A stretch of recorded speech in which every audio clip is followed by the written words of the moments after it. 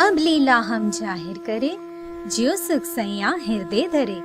पीछे सुख होसी सबन, पसरसी 14 भवन। शर अक्षर से परे, अखंड दिव्य परम धाम आया है, जहाँ अनंत काल से पूर्ण ब्रह्म परमात्मा अक्षरातीत श्री राज्य महाराज, उनकी आनंद स्वरूपा श्री श्यामा जी एवं 12,000 सखियों के साथ अखंड आनंद की लीला करते हैं और उनके सत्स्वरूप अक्षर ब्रह्म अनंत काल से ब्रह्मांड बनाने, देखने व मिटाने का कार्य करते हैं। इस आनंद लीला के बीच में तब हक के दिल में उपज्या, मैं देखाऊं अपना इश्क और देखाऊं साहिबी, रूहे जानत नहीं मुतलक।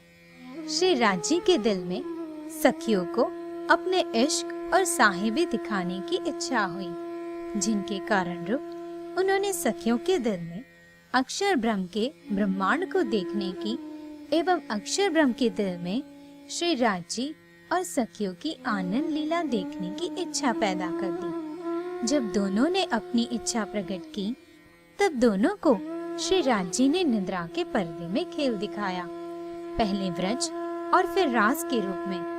जब रास की लीला पूर्ण हुई, तब कुछ सखियों की इच्छा शेष रह गई। खेल किया पहले व्रज में, खेल दूजा वृंदावन। उम्मीद रही तो भी नेकसी, ताथे ए उत्पन्न। सखियों की अधूरी इच्छा को पूर्ण करने के लिए श्री राज्य ने सखियों को तीसरी बार खेल दिखाया। ब्रज और रास को अखंड कर अक्षर ब्रह्म की सुरता तीसरे ब्रह्मांड में आई, जहाँ सबसे पहले वही श्याम स्वरूप बरारब में हजरत मोहम्मद पैगंबर के रूप में आए। रास लीला खेल के आए बरारब श्याम, तहा बात सब जाहिर करी चलिया मार्ग इनसे। हजरत मोहम्मद पैगंबर के जन्म से लेकर उनके जीवन में कई चमत्कारी घटनाएं हुई, जिनसे लोगों को उनकी पहचान हुई कि वे कोई महान आत्मा है। खुदा ने हर पल उनकी रक्षा की, उन्हें हर मुश्किल से बचाया और उनके दिल को पवित्र रखा। मोहम्मद साहिब एक ही खुदा पर विश्वास करते थे। यह खुदा अल्लाह और कोई नहीं बल्कि हमारे श्री राज्य महाराज हैं, जिन्होंने अपनी वही शक्तियाँ जो श्री कृष्ण जी के पास थी, मोहम्मद साहिब को दी थी। वे अपना ज्यादातर समय हीरा नाम के गुफा में खुदा की बंदगी करने में बिताते। इस समय उनकी आयु 40 वर्ष की थी। एक दिन वे उसी गुफा में ध्यान में बैठे थे कि अचानक से उनको एक आवाज सुनाई दी।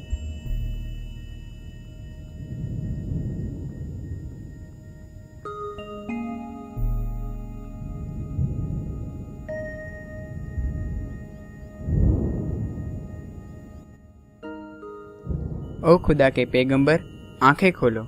मोहम्मद साहिब आंखें खोल के उन्हें देखते हैं और मन में सोचते हैं कि ये कौन है, कहीं इस गुफा में कोई भूत तो नहीं।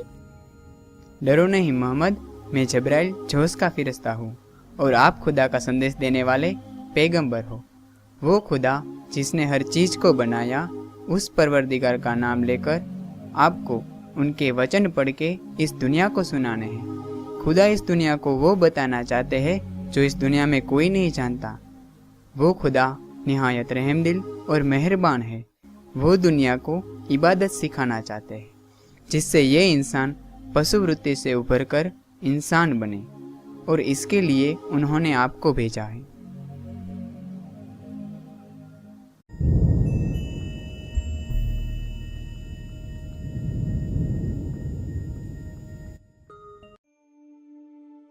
ये कैसी घटना थी? ओ मेहरबान खुदा ने मुझे चुना है, लेकिन कौन सा संदेश सुनाने के लिए? मेरे पास तो कोई संदेश नहीं। इसके बाद बार बार जब्राइल फरिश्ता मोहम्मद पैगंबर से मिलने आते और उन्हें खुदा का संदेश देते।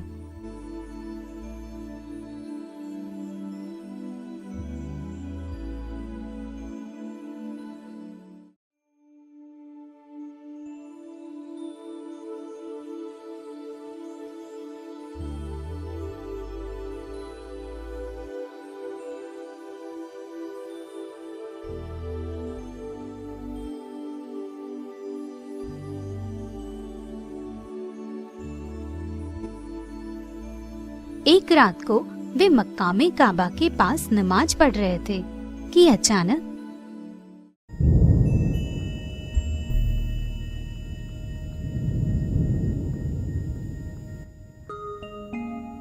ओ खुदा के पैगंबर, मेरे साथ चलो, खुदा का बुलावा आया है, उन्होंने तुम्हें याद किया है।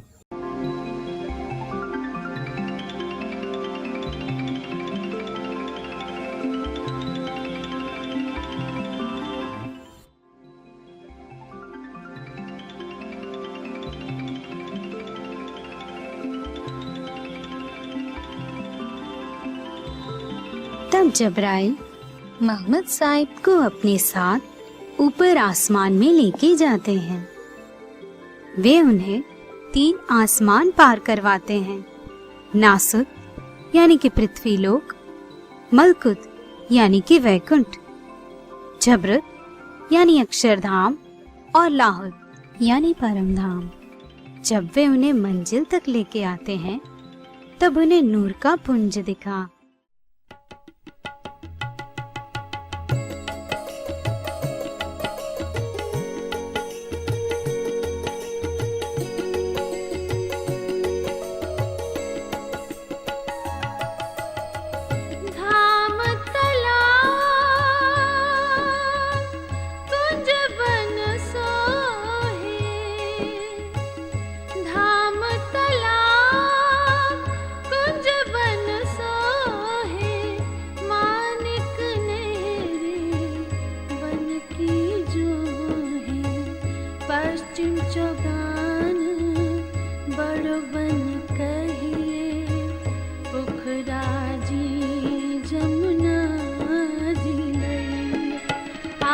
सागर 8 जिमी के, ये 25 पक्ष धाम धनी के। 8 सागर 8 जिमी के, ये 25 पक्ष धाम धनी के। 8 सागर 8 जिमी के, ये 25 पक्ष धाम धनी के। ये 25 पक्ष धाम धनी के। ये 25 पक्ष धाम धनी। अत्यंत सुंदर, नूरमयी और चेतन जिमी खुदा के राज्य अर्श अजीम अखंड परम धाम में वे पहुंच गए।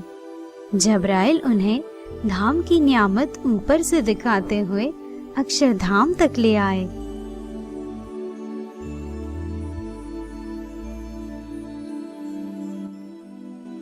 आहा, पहुंच गए। माशाअल्लाह, बहुत ही सुंदर, अद्भुत है, बेमिसाल है। ये तो कल्पना से भी परे है।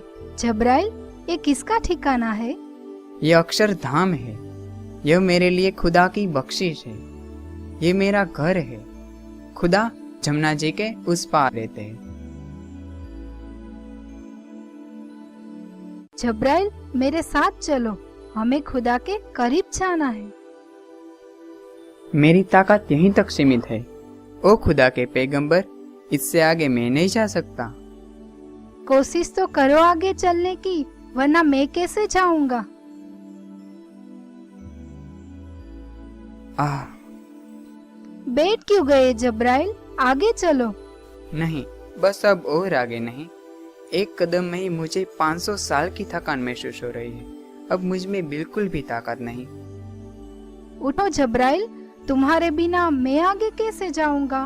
वो घर तो बहुत दूर प्रतीत होता है। उस खुदा का तेज मेरे पंख जला रहा है। क्या बात कर रहे हो? खुदा का तेज तो शीतल है। अगर मेरे जैसे 1000 जबराइल भी मिल जाए ना, तो भी एक राई के दाने समान भी पांव आगे नहीं बढ़ा सकते। आपके अलावा और कोई आगे नहीं जा सकता। सिर्फ आप ही को खुदा की इजाजत है। तभी रफ रफ का यानी इश्क का तखत उनको लेने आता है। बिना इश्क के कोई भी उस खुदा के घर में नहीं जा सकता। जब मोहम्मद साहिब उस पर बैठे तो वो उन्हें जमुना जी, 7 घाट, पाट घाट, चांदनी चौक के दर्शन कराता है। फिर आगे रंग महल के अंदर लेके जाता है। 4 चौरस हवेली पार कर मूल मिलावे तक लेके आता है। महमूद साहब आश्चर्य से धाम की हर नियामत देखते ही रह गए और जब उन्होंने खुदा का दीदार किया तो सोचने लगे, घुंघराले बाल, प्यार भरी आंखें, मीठी सी मुस्कनी, अमृत सूरत, बेमिसाल सुंदरता के मालिक है मेरे खुदा। तभी मिश्री से भी मीठी आवाज में खुदा ने पुकारा, यहाँ आओ मोहम्मद।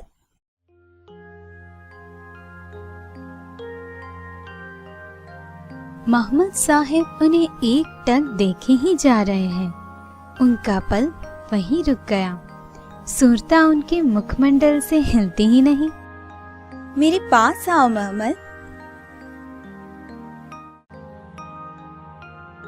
यहाँ आओ मोहम्मद, मेरे पास।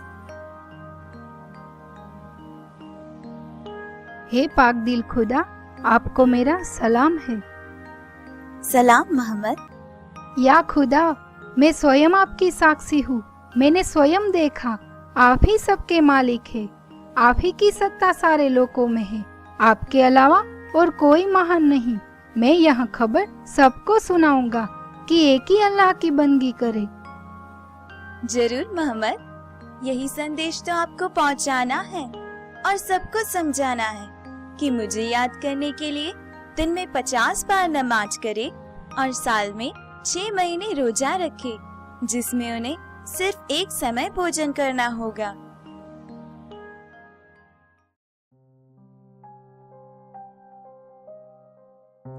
दुनिया के लोगों की ताकत बहुत छोटी है अल्लाह, उनसे नहीं होगा। तो उनसे कहना 12 बार दिन में नमाज करे और 1.5 महीना रोजा रखे। मोहम्मद साहिब जानते थे कि ये दुनिया इतना भी नहीं कर पाएगी, इसलिए वे निराश हो गए। दुखी क्यों हो गए मोहम्मद? आप तो सब जानते हैं, वे 2 बेर गोश्त खाते हैं। आपके पास कैसे आ पाएंगे? अब वे मुझे पा सकते हैं। अब आप उनके उम्मीदवार हो। उनसे कहना सिर्फ 5 बार दिन में नमाज करें और 1 महीना रोजा रखें। उन्हें 50 बार बंदगी करने का फल मिलेगा।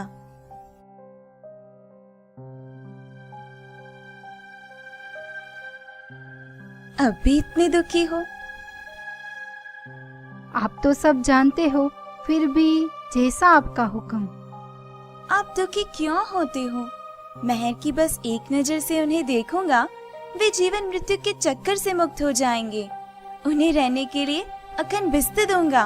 वे हमेशा अखंड आनंद में रहेंगे। मोहम्मद साहिब अभी भी चुप रहते हैं। क्यों कुछ बोलते नहीं? इन जीवों के लिए इतना दुखी क्यों होते हो? अगर वे यार हैं आपके, तो मेरे बंदे हैं। और अपनी दाहिनी ओर तो देखो मोहम्मद। ये सारी कौन है खुदा? यह तेरी सच्ची उम्मत है। मेरी उम्मत? आप मेरी उम्मत हो और ये सब आपकी उम्मत है। और देखो, इन मोतियों के मुख पे आज ताले लगे हैं। इनके मुख पर ताले क्यों है खुदा? तेरी उम्मत ने गुनाह किया है। गुनाह किया है? माया के खेल देखने की इच्छा की है, इसीलिए इनकी सुरताओं को मैंने संसार में भेजा है। अब ये सपना देख रही है और माया की नींद में सब कुछ भूल गई है।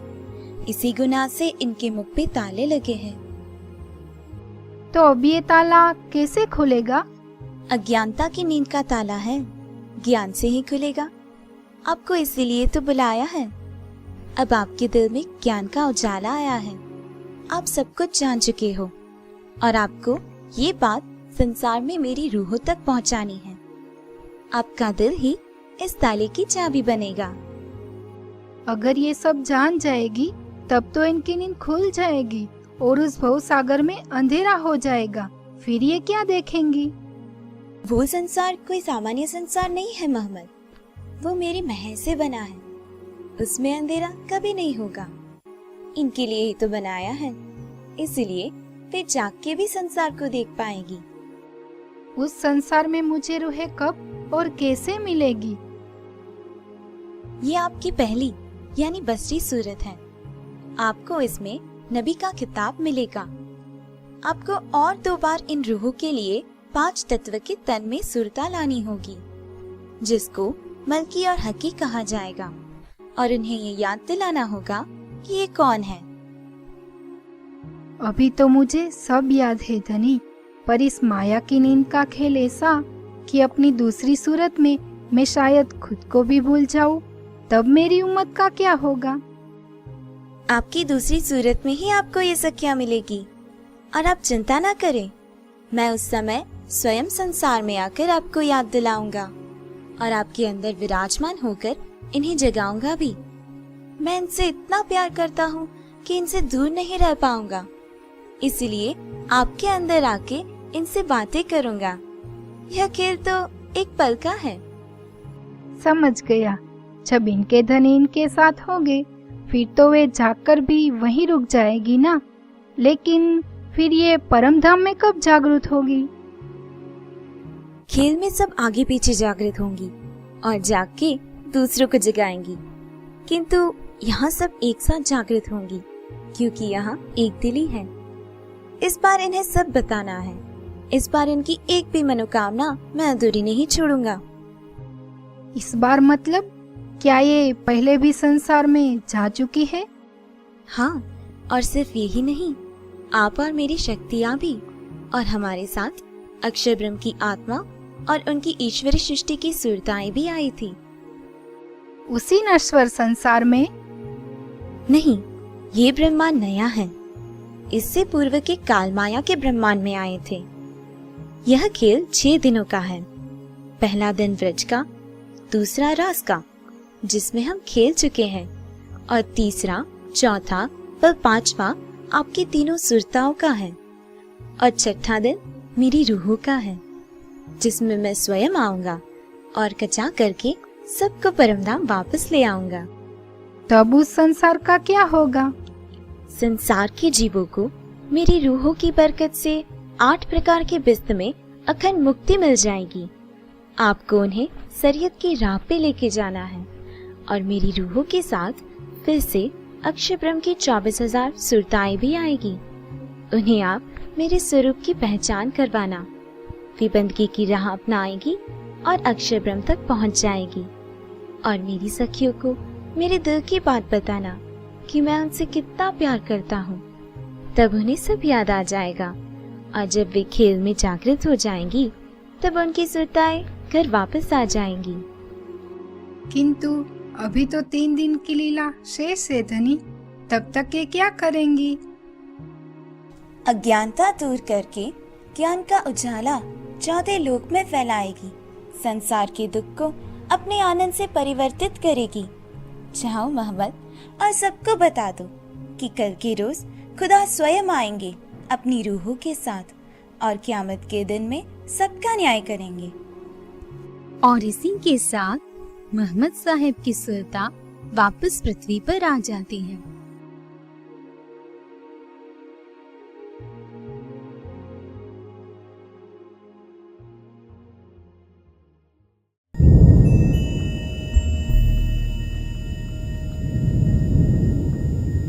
वापस आके देखा तो उनकी बैठक की गर्मी वैसे की वैसे ही थी। जिस पात्र में उन्होंने नमाज से पूर्व हाथ धोए थे, वह भी वैसे ही हिल रहा था। उन्हें खुदा के घर जाकर वापस आने तक एक पल भी नहीं हुआ था।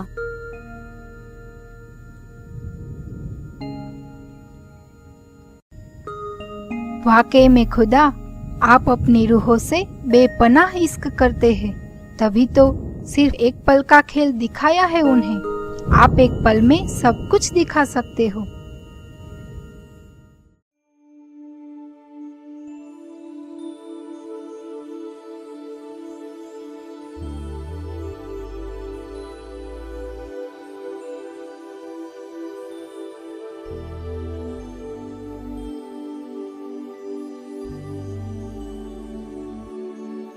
दूसरे दिन मोहम्मद पैगंबर ने सबको ये बात बताई। वे खुदा के घर से 90,000 शब्द लेकर आए थे, जिसमें से 30,000 जाहिर कर उन्होंने शरीयत चलाई, 30,000 बातों में लिखे दूसरी सूरत के लिए, और बाकी के 30,000 खुदा ने कहा था कि वे खुद आके दुनिया को बताएंगे। सबको एक खुदा की पहचान कराई, नमाज और रोजा सिखाया। हम सखियों के लिए हमारी श्यामा जी ने मोहम्मद साहिब के रूप में आकर इंसान को इंसान बनाया। 63 वर्ष तक उस तन में उन्होंने लीला की, मूर्ति पूजा रुकवाई, खुदा की अमृत सूरत बताई, दुनिया को सत्य के राह पर चलाया और एक खुदा पर मुस्लिम ईमान यानी पक्का विश्वास लाना सिखाया। जिसने भी वह पालन किया उसी को खुदा ने मुसलमान कहा।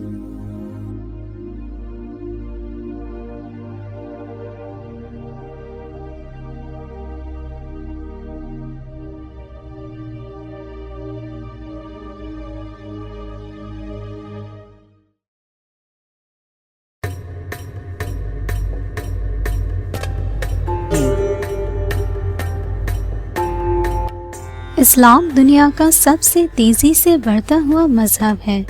दुनिया में हर चौथा इंसान कुरान के शब्दों में सच्चा सुकून पाता है। 1400 साल पहले जिब्राइल फरिश्ता मोहम्मद साहिब को खुदा का संदेश देके गए और उन्होंने अपने आगे का सारा जीवन उस संदेश को सुनाने के लिए बिता दिया और हर इंसान के लिए एक मिसाल दी कि इस संसार में जीवन कैसे व्यतीत किया जाए। आज 1400 साल बाद भी रोज दिन में 5 बार 1.5 अरब से भी ज्यादा लोग ऐतिहासिक पवित्र मक्का की तरफ नमाज में सर झुकाते हैं, वही शब्द दोहराते हैं जो 1400 साल पहले सबने मोहम्मद साहिब से सुने थे। उस समय उन्हें सिर्फ एक ही बात दुनिया को बतानी थी कि दुनिया में और कोई ईश्वर नहीं बल्कि एक ही है जो सबसे ऊपर है और वो है खुदा। मोहम्मद साहिब खुदा की कही हुई वाणी कुरान के रूप में धरती पर लाते हैं। कुरान में ऐसा लिखा, खुदा एक मोहम्मद साहिद हक, तिनको न कहिए मोमिन जो इनमें ल्यावे सक। कुरान के ऊपर सबसे पहले मोहम्मद साहिब की बेगम खदीजा और उनके करीबी लोग ही विश्वास लेके आए थे, पर जैसे ही मोहम्मद साहिब इस बात को जाहिर करने लगे, कुरैशी लोग और अरबी भी इस संदेश को समझने लगे।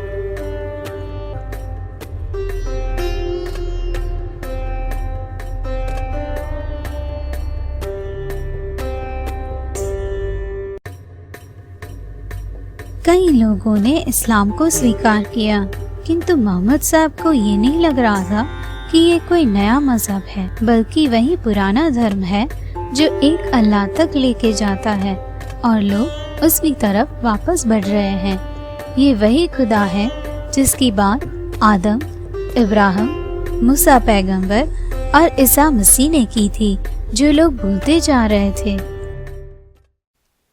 कुरान के अंदर किसी भी मूर्ति पूजा का उल्लेख नहीं किया गया। मक्का के अंदर बने पवित्र काबा के पास कई मूर्तियों की इबादत होती थी। मोहम्मद साहिब ने इस बात को तब जाहिर किया कि कुरैशी लोगों को अब मूर्ति पूजा छोड़नी होगी। मोहम्मद साहब की इस बात का विरोध किया गया और इस नए मजहब को दबाने के लिए कुरैशी लोगों ने मुस्लिमों पे अत्याचार शुरू किए, उन्हें यातनाएं दी गई।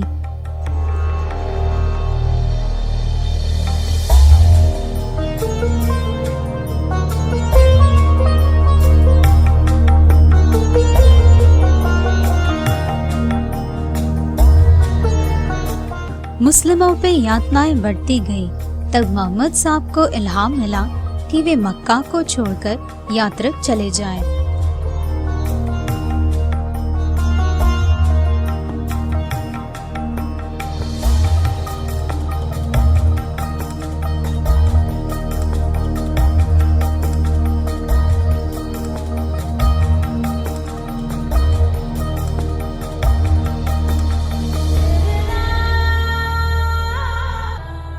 मोहम्मद साहब को यात्रिब में इस्लाम का प्रचार करने का अवसर मिला, साथ ही अपने अनुयायियों को सुरक्षित करने का स्थान भी।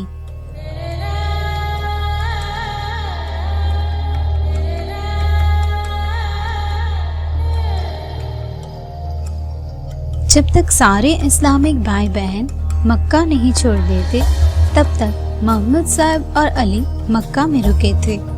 कुरैशी लोगों को एहसास हो गया कि एक बार यदि मोहम्मद साहब मक्का छोड़ देते हैं तो फिर वे उनकी पहुंच से बाहर हो जाएंगे और उन्हें और साथी भी मिल जाएंगे। इसलिए उन्होंने सोचा कि मोहम्मद साहब को नए देश में जाने से पहले ही रोक लिया जाए। किसी भी जाति पर कल उंगली ना उठे, यह सोचकर यह तय हुआ कि हर दुश्मन जाति का एक सभ्य एक ही समय पे मोहम्मद साहब पर तलवार से वार करेगा।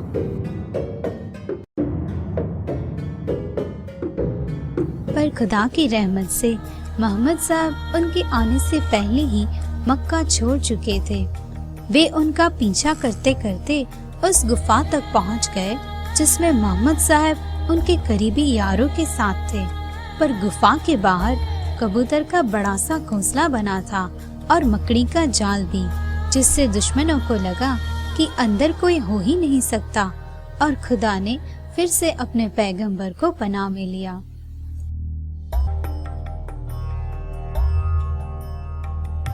साल 622 में वे मक्का को छोड़ यात्रिब आ पहुंचते हैं, जहां से मुसलमान तारीख हिजरी संवत शुरू हुई।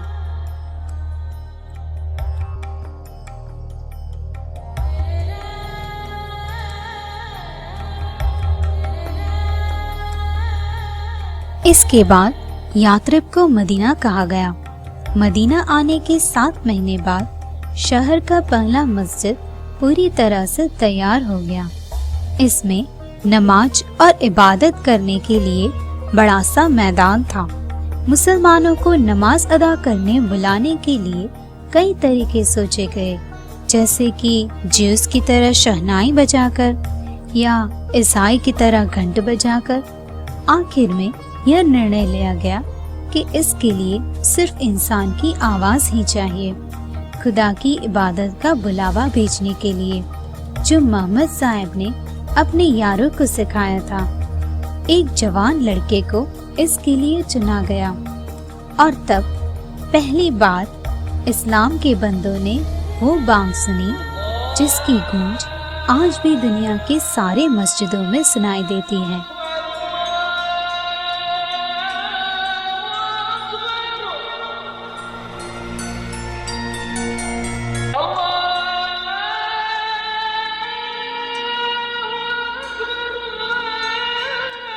मोहम्मद साहब का मानना था कि वे लोगों को यहूद और ईसाई धर्म की ओर वापस ले जा रहे हैं, जो पहले ही अरबी देशों में प्रचलित था।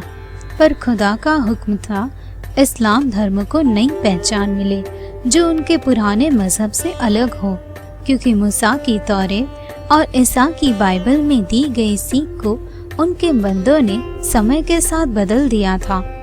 लियाओ बेहतर उससे मंसूख जो आयते तिनका दृष्टांत देत हो, तुम सुनियो चित दे। और माफक जमाने उसके बुलावना करे उनको, निकाले इन्हों के दिल से फरामोश होवे इनमो।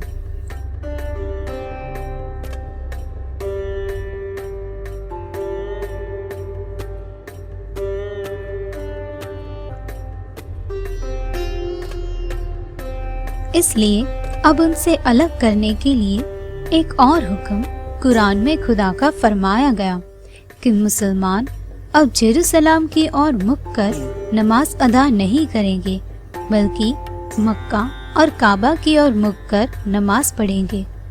श्रीमद् बीतक साहिब के 44वें प्रकरण की 24वीं चौपाई में कहा है, 7 रिवायत मसलक के एक फिरना किबले का बेतल मुकद्दस के तरफ काबे के हुआ।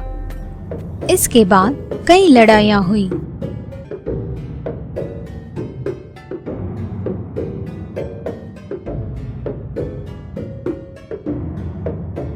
पर खुदा की रहमत और मोहम्मद साहब के विश्वास ने मदीना को सुरक्षित रखा।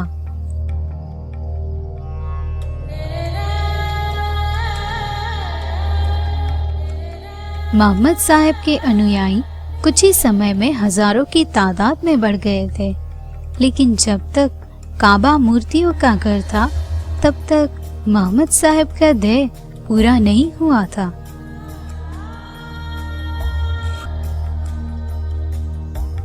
काबा के अंदर पूरी 365 मूर्तियां थीं जिन्हें हटा दिया गया और इस समय कुरान की आयत उतरी, सच आ गया है और झूठ का कोई स्थान नहीं। मोहम्मद पैगंबर ने खुदा के हुक्म की तामील की, एक खुदा और एक दीन को उजागर किया। जो अनेक देवों का समाज था उसे एक इस्लामिक बंधन में बांध दिया, एक ऐसा धर्म बनाया जो नैतिक और आत्मिक जिम्मेदारी पर बना था। उनके जाने के बाद अगले 100 सालों में इस्लामिक धर्म अरब से निकल के सारे जहां में फैल गया। इस्लामिक ज्ञान ने कई क्षेत्रों में क्रांति लाई, गणित, भूगोल, ज्योतिष शास्त्र, साहित्य, जड़ी बूटी, विज्ञान और शहर निर्माण।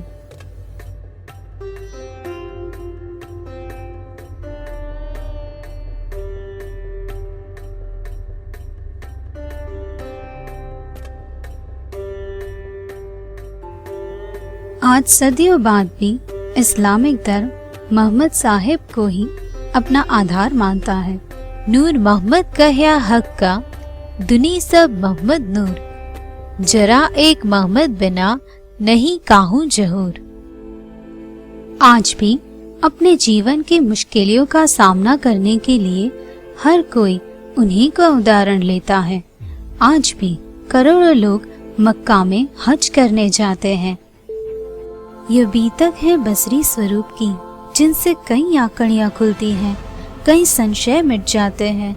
यह बीतक हमें श्री श्यामा जी महारानी के इस संसार के उन प्रसंगों से परिचित कराती हैं जिनसे हम अनजान थे। बसरी, मलकी और हकी, ए तीनों एक सूरत, ए तीनों मोहम्मद की, बीज अरस वाहिदत।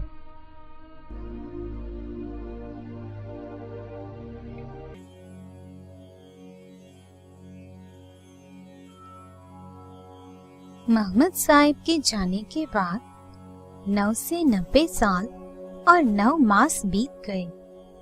तभी श्री श्यामा जी, सभी सखियां और धनी जी इस तीसरे ब्रह्मांड में आते हैं। साल 9 से 90 मास 9 हुए रसूल को जब, रू अल्लाह मिसल गाजियो सैया उतरे तब।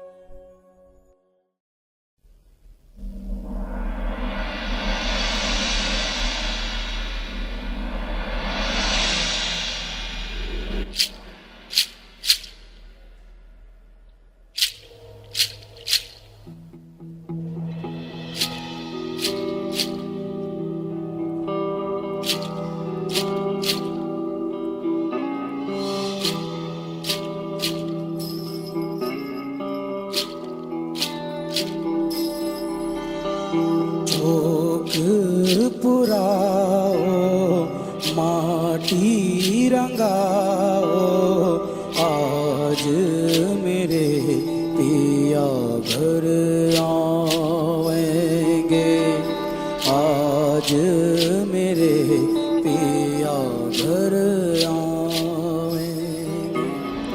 खबर सुनाऊं जो, खुशी है बताऊं जो, आज मेरे पिया घर आवेंगे, आज मेरे पिया घर आवेंगे।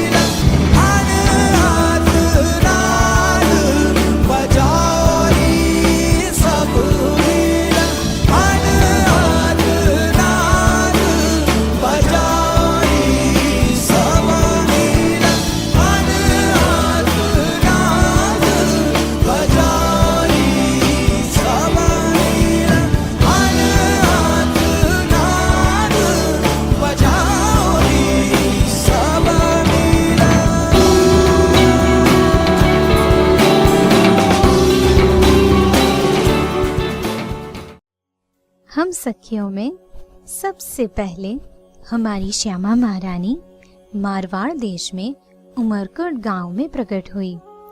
ब्रज के उनके माता पिता वृषभांजी और कीर्ति यहाँ मतु मेहता और कुंवरबाई के रूप में फिर से उनके माता पिता बने। वृषभान मेहर है जोई, मेहता मतु भयो अब सोई। कीर्ति पत्नी ताकी जेही, अब सो कुंवर भई जो तेही। मतु मेहता और कुंवरबाई बड़े ही धार्मिक थे। कुंवरबाई बाल मुकुंद जी की सेवा करती और मतु मेहता व्यापार चलाते।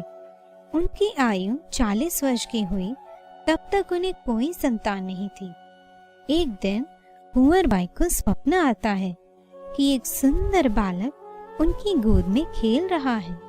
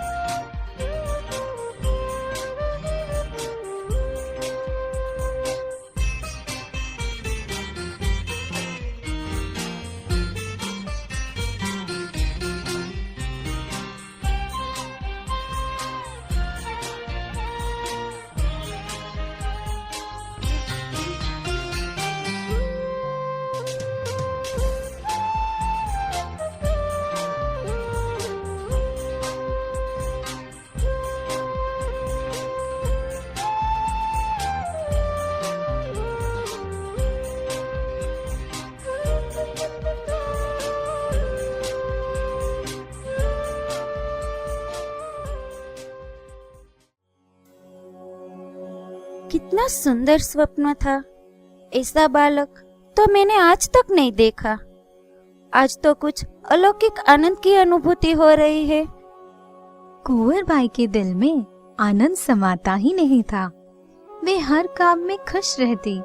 उन्हें अद्भुत स्वप्न आते।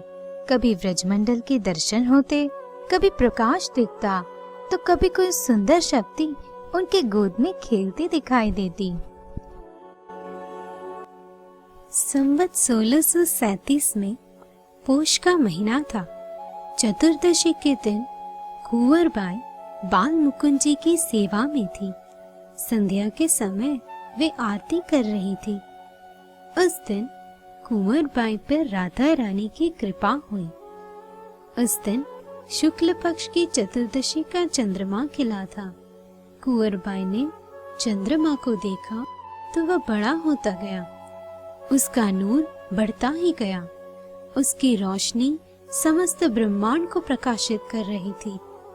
धीरे धीरे वह कुंवरबाई के नजदीक आने लगा और बड़ा होता गया और वह प्रकाश का पिंड कुंवरबाई के मुख में प्रवेश करके उनके दिल में समा गया। मुख बाल मुकुंद के देखियो, परम अमृत रूप करी लेख्यो। भयो जोग संजोग सुखकारी, गर्भ धयो वाही दिन नारी। गर्भवती होने के 9 महीने भी कुंवरबाई के लिए अत्यंत सुखकारी और चमत्कारिक रहे। संवत 1638 से आसो सुदी 14 को जन्मदिन श्री देवचंद्र जी आए प्रगटे मारवाड़ मों।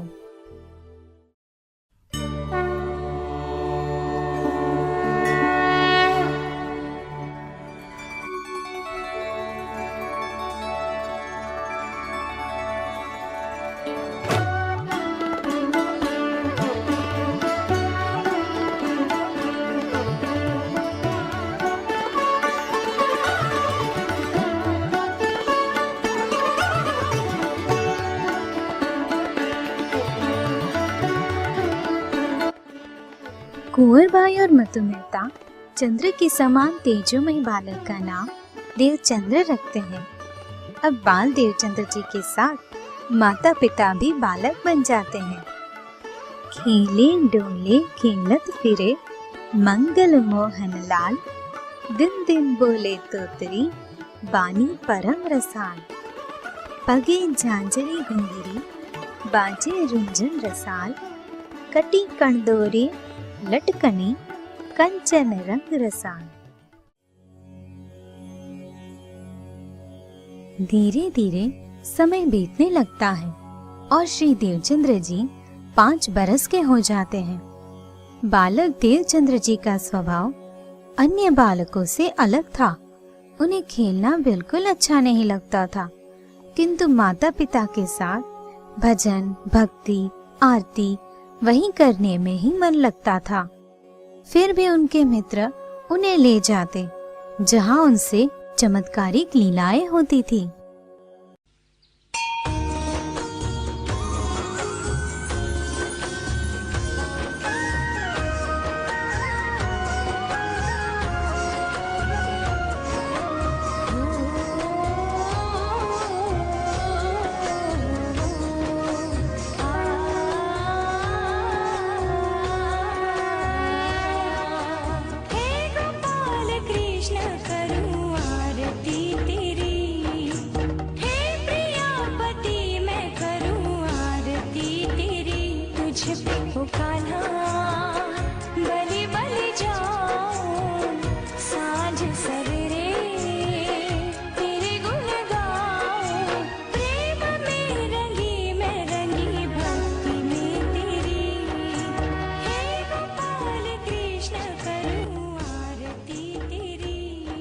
देवचंद, ओ देवचंद,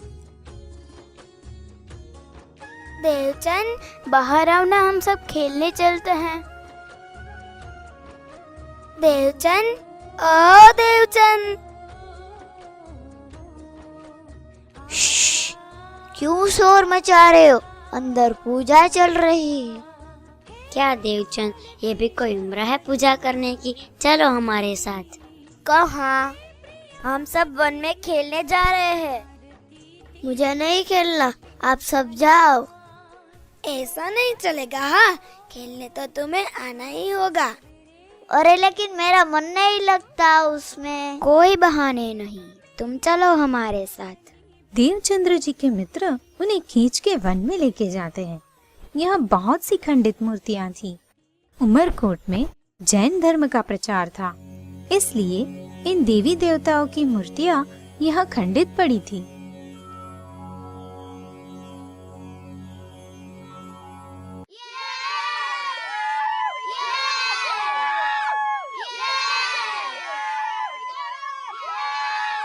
कितना शोर करते हो तुम सब। ओफो, क्या हुआ देवचंद? कितना शोर शराबा, इससे में क्या मजा आएगा? क्या खेलते रहते हो तुम सब? इससे अच्छा तो मेरे घर पे रुकते, मैं तुम सबको आरती सिखाता, उसमें कितना आनंद है।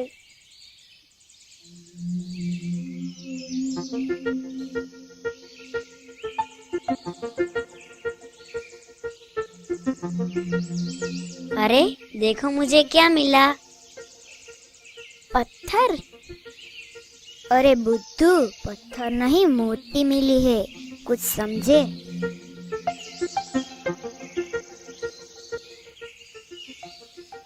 देवचंद, हमें वहाँ एक मूर्ति मिली है। तुम्हें ऐसे खेल पसंद है ना? चलो तो हम उस मूर्ति के साथ पूजा खेलते हैं। तुम हमें उसकी पूजा करना सिखाना। अब तो खेलोगे ना हमारे साथ? कहाँ है मूर्ति? वो रही।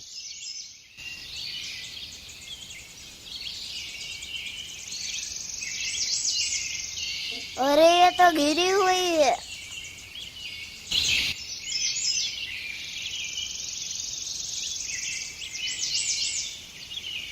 पूजा करने के लिए तो सामग्री चाहिए, जंगल में कहाँ से लाएंगे? चलो कोई बात नहीं, मैं तुम सबको एक कीर्तन सिखाता हूँ। सबसे पहले तो उस मूर्ति को प्रणाम करते हैं और शुरू करते हैं।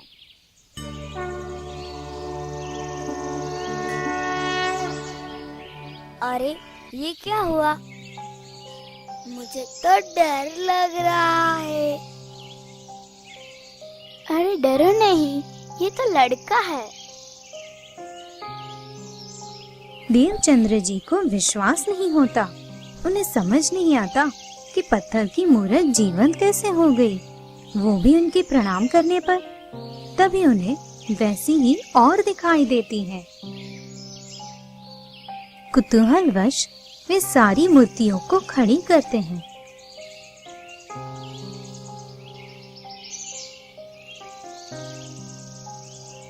अरे ये कैसे हो गया? तुम सब जीवंत कैसे हो गई? बोलो अभी, चुप क्यों हो? अरे लगता है इन्हें हमारा खेल इतना पसंद आया कि वे भी हमारे साथ खेलना चाहते हैं। सबको ले लो साथ में।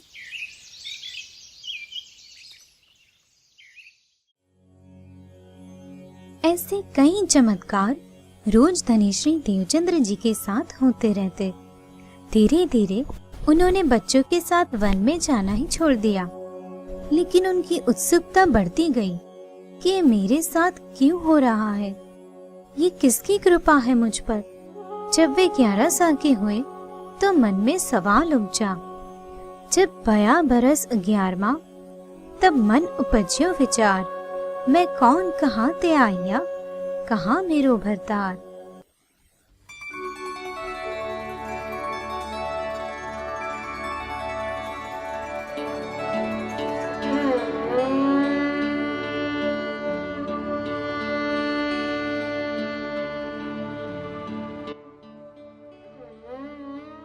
अरे पुत्र, इतने चिंतित किस बात से हो?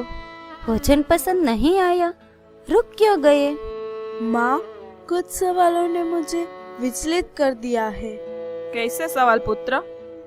पिताजी, मैं कौन हूँ? बस इतना सा सवाल? तुम देवचंद्र हो पुत्र। ये तो मेरे तन का नाम है पिताजी। मैं असल में कौन हूँ, कहाँ से आया हूँ और मेरी आत्मा का स्वामी कौन है? ये तो बहुत बड़े प्रश्न है पुत्र। और कुछ तो मैं नहीं जानता, लेकिन हम सबके आत्मा के स्वामी वे परमात्मा है। वे परमात्मा कहाँ रहते हैं माँ? परमात्मा तो सर्वव्यापक है पुत्र, कण कण में समाये है, हर समय हमारे साथ है। तो फिर वो हमें दिखाई क्यों नहीं देते माँ? वे ऐसे ही दर्शन नहीं देते पुत्र। उनके लिए उनकी प्रेम भाव से निरंतर भक्ति करनी पड़ती है। सेवा, पूजा, भजन, आरती, परिक्रमा करना आदि उनको पाने के मार्ग है। ये सब तो आप ही करती है माँ, क्या आपने उनको देखा है? देखा है ना, मैं तो रोज अपने कान्हा को देखती हूँ। कहाँ? यहाँ।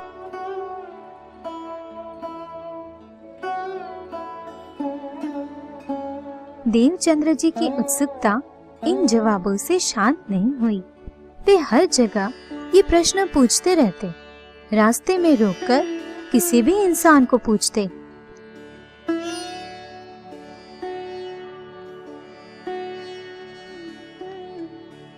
भैया सुनिए तो, क्या मेरे एक प्रश्न का उत्तर दे सकते हैं? हाँ बोलो बेटा। ये परमात्मा कहाँ मिलते हैं? अगर मुझे उनके दर्शन करने हो तो मैं कहाँ जाऊँ? मंदिर में जाके दर्शन करो, वही मिल जाएंगे परमात्मा। उनकी भजन भक्ति करो, वे अवश्य तुम्हें दर्शन देंगे। देवचंद्र जी ने अनेक लोगों से पूछा, ये परमात्मा कहाँ है? प्रणाम पुजारी जी। प्रणाम पुत्र। पुजारी जी, मुझे परमात्मा के दर्शन करने हैं। बेटे, यही परमात्मा है, इनकी भक्ति करो, तुम्हें इसी में दर्शन हो जाएंगे। देवचंद्र जी दूसरे ही दिन से प्रातः 4 बजे से उठ के पिंगल श्याम की मूर्ति की परिक्रमा करने लगे। एक पहर तक वे मूर्ति की परिक्रमा करते रहते। अब प्रश्न यह उठता है कि पिंगल श्याम की मूर्ति जीवंत क्यों नहीं हुई? तो ये देवचंद्र जी महाराज की खोज की शुरुआत थी और आगे के चमत्कार इस दुनिया को उनके स्वरूप की पहचान करवाने के लिए हुए थे, क्योंकि ये दुनिया बिना चमत्कार किसी शक्ति पर विश्वास नहीं करती। यहाँ से हमारी श्यामा महारानी की कसनी शुरू हुई। 4 साल मूर्ति पूजा करके उन्हें कुछ नहीं मिला।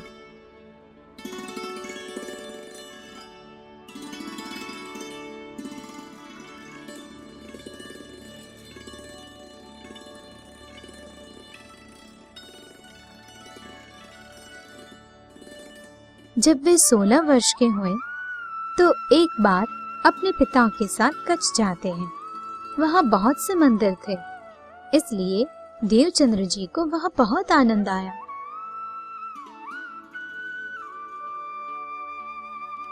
यहाँ जगह जगह सत्संग, चर्चा और प्रवचन हो रहे थे। यहाँ से निकल के देवचंद्र जी ने निश्चय किया, मैं जल्द ही यहाँ वापस आऊंगा और सत्संग के माध्यम से आत्मज्ञान प्राप्त करूंगा।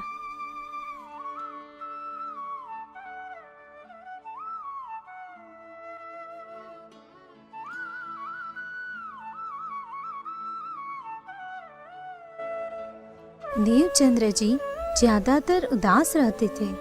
उनका माया में मन नहीं लग रहा था। ऐसे उदास क्यों रहते हो पुत्र? मेरे साथ काम पे आया करो, तुम्हारा मन लग जाएगा। मुझे कार्य नहीं, मेरे प्रश्नों के उत्तर चाहिए पिताजी, और जब तक मुझे वे नहीं मिल जाते तब तक मेरा मन अशांति रहेगा।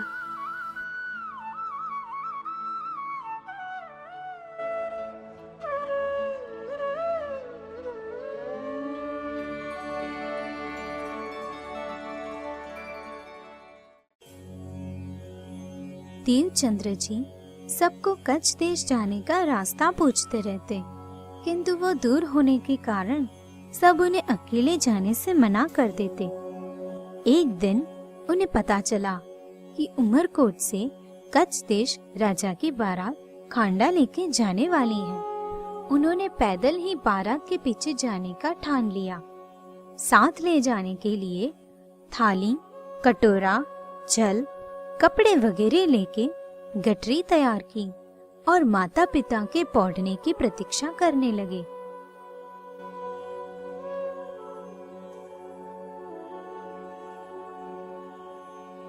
अगर यहीं पर ही बैठेंगे तो मैं कैसे जाऊंगा?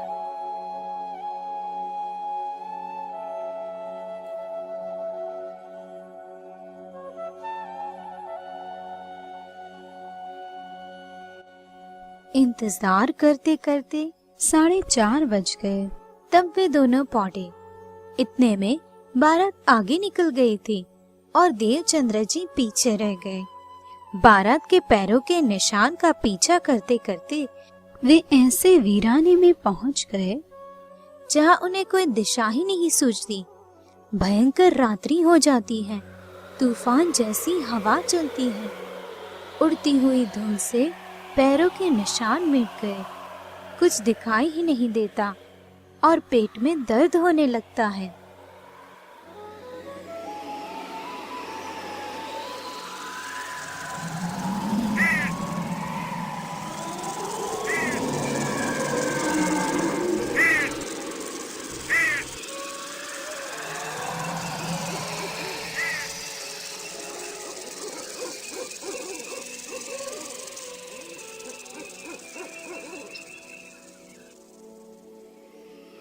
नहीं, मैं पीछे नहीं हटूंगा, चाहे कुछ भी हो जाए। मेरे धनी मेरी रक्षा करेंगे। उन्होंने पत्थर की मूरत उठाई, उमरकोट में धर्म चलाया। मैं उन्हें खोजने निकला हूँ, वे ही मेरी सहायता करेंगे।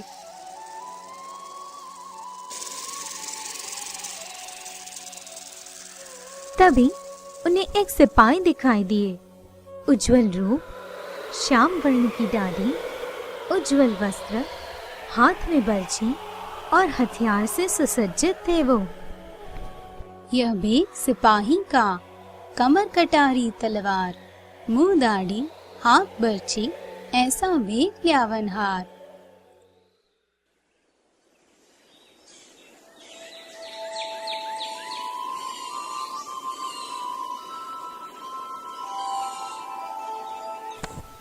हे बालक, तुम कौन हो और इस वीराने में क्या कर रहे हो?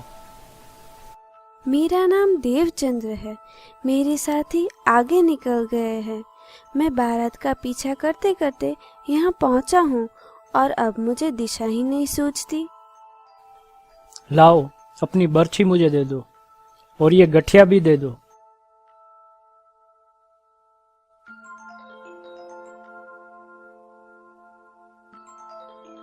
तुम्हें कोई तकलीफ है? मेरे पेट में बहुत दर्द हो रहा है।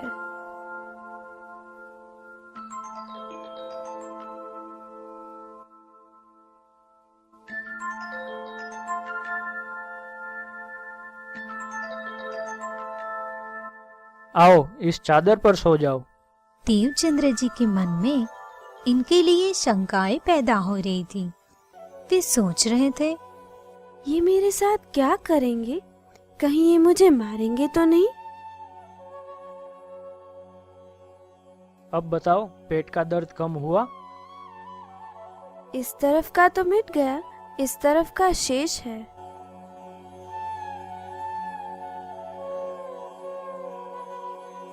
अब दर्द कम हुआ? अब तो पूरी तरह से मिट गया। चलो, अब आगे चलते हैं।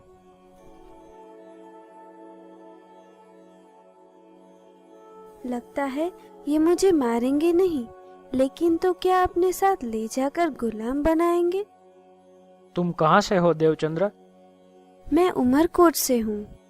तुम्हारे माता पिता का नाम क्या है? मतु मेहता और कुंवर बाई है। उमरकोट का राजा कैसा है? वह ठीक से राज्य चलाता है? हाँ। क्या तुम शादी में जा रहे हो? नहीं, मैं परमात्मा की खोज में निकला हूँ। मुझे कच्छ देश जाकर आत्मज्ञान प्राप्त करना है। उसके लिए तो तुम्हें गुरु की आवश्यकता पड़ेगी, और वो भी ऐसे गुरु की जो सारे संशयों को दूर कर दे। तुम्हें सद्गुरु की जरूरत है। सद्गुरु? जो निराकार से पार पहुंचाए, वही सद्गुरु कहलाते हैं। इस शर जगत में अगर मुझे सद्गुरु मिल भी गए तो मुझे पता कैसे चलेगा? तुम्हारी आत्मा साक्षी देगी। वेद उपनिषद में खोज करो, भागवत में पार की बातें लिखी है। बातें करते करते कुछ ही समय में 14 कोस का पंथ कट गया। सुबह होने में कुछ ही समय बाकी था। वो देखो, तुम्हारे साथी डेरा डाल रहे हैं। अपनी गठिया ले लो और मेरा पटका मुझे दे दो। हाँ हाँ, मुझे यकीन नहीं होता हम इतने से समय में ऐसे कैसे पहुंच गए। अरे, मैंने आपको शुक्रिया तो अदा किया ही नहीं। आपने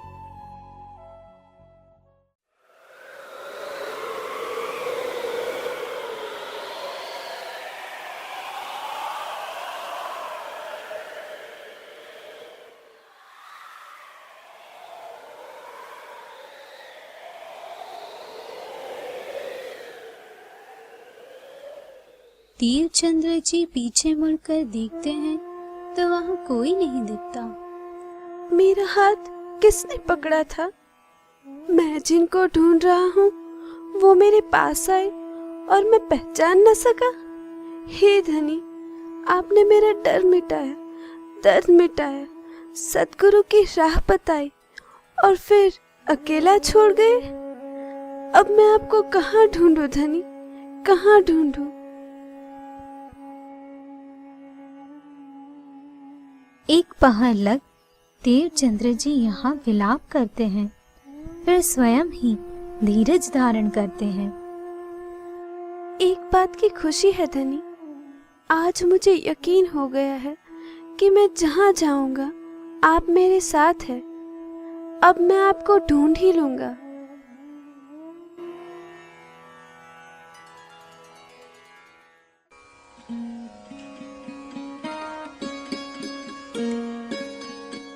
यहाँ से धनिश्री देवचंद्र जी अब कच्छ देश में खोज करते हैं। कई मंदिरों में जाके उन्होंने चर्चा सुनी, किंतु आत्मज्ञान उन्हें प्राप्त नहीं हुआ। वे सन्यासी के पास गए, कनफटे के पास गए, कई गुरु भी धारण किए, मंत्र जाप किए, मुल्ला काजियों के पास भी गए, ध्यान किया, कभी रोशनी नजर आती तो कभी बिंदु। वेदांतों का अभ्यास भी किया, उपनिषद का ज्ञान लिया, गीता का अध्ययन किया, किंतु अभी भी उनके 3 प्रश्नों के जवाब उन्हें नहीं मिले। घूमते घूमते वे भूजनगर आ पहुंचते हैं, जहां उनकी भेंट हरिदास जी से होती है, जो राधा वल्लभी मार्ग के थे।